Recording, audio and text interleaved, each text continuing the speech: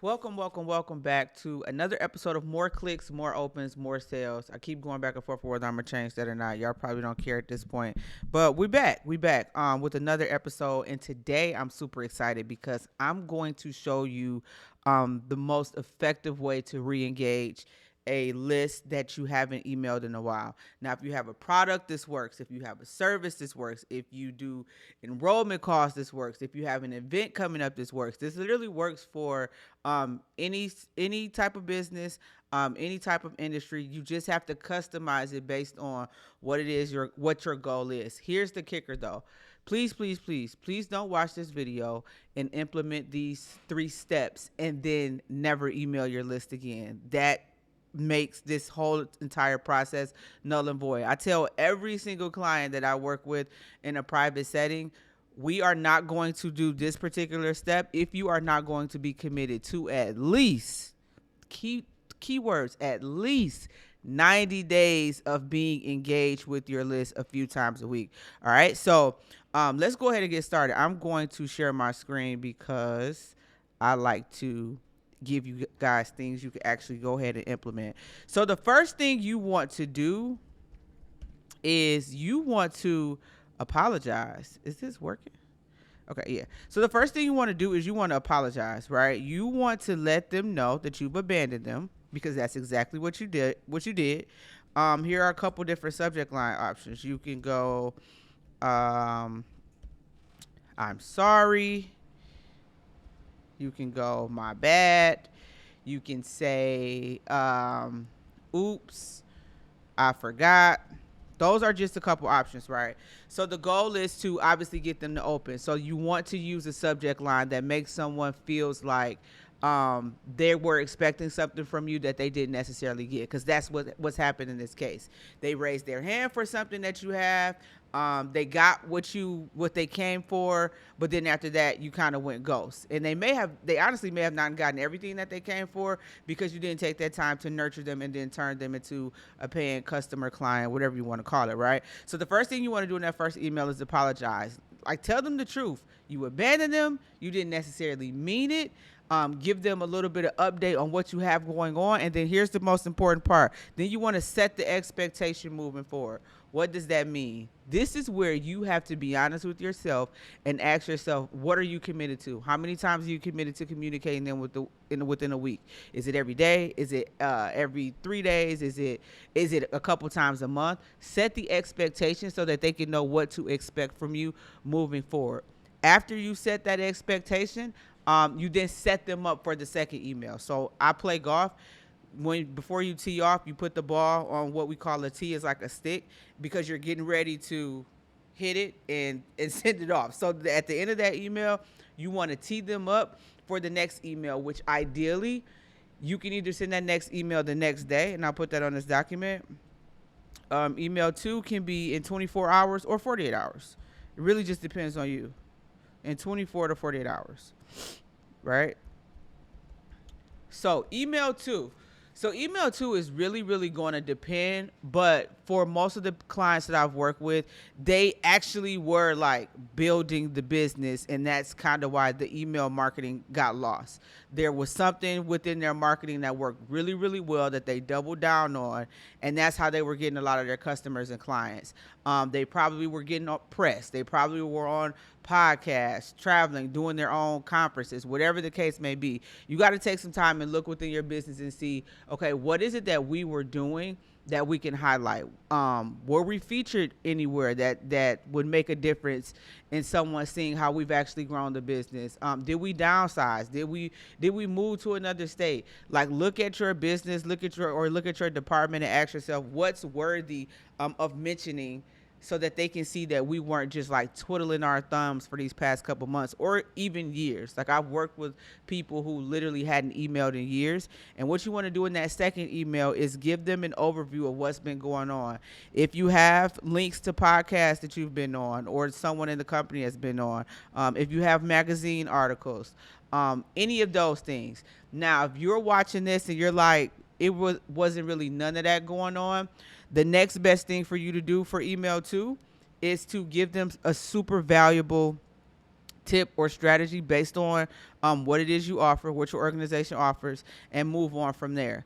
I also want to back up a little bit because one of the things that I forgot to mention in email one, you also want to kind of remind them of who you are and what you do, right? So I've worked with organizations where their list was based off an old product or service and they no longer offer that. So we kind of had to do, you got on this list because you were a part of this program, or you saw us at this event. So you also want to remind them of how they even got in your sphere of influence. That's email one. I had to backtrack. All right. So email two, catch them up, like let them know what's been going on.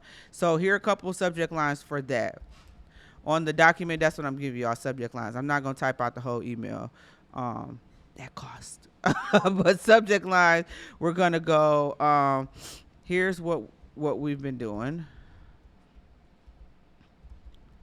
Let me see. The 411. Or here's the 411. Y'all can see I'm doing this off the fly, off the top of my head. Here's the 411. Here's what we've been doing. I'm trying to think of another one really quick. Here's what we're doing. Here's the 411. Let us catch you up. That's probably my favorite one. Let us catch you up.